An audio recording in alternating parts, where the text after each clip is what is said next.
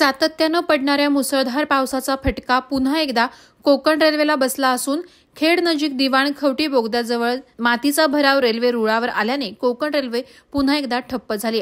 हा प्रकार संध्याकाळी 6 वाजण्याच्या सुमारास निदर्शनास आला। त्यामुळे रविवारी पुन्हा एकदा कोकण रेल्वे ठप्प झाली आहे। दिवाणखवटी बोगद्यानजीक नातूनगर टनेल येथे मातीचा भराव रेल्वे रुळावर आल्याने अनेक गाड्या ज्या स्थानकात आहेत त्या स्थानकात थांबवण्यात आल्या आहेत। दरम्यान दिवाणखवटी नजीकच्या नातूनगर टनेल येथे कोसळलेल्या मातीचा ढिगारा बाजूला करण्यासाठी युद्ध पातळीवर प्रयत्न सुरू करण्यात आले असून घटनास्थळी जेसीबी पोहोचली असून दरड हटवण्याचे प्रयत्न सुरू झालेत।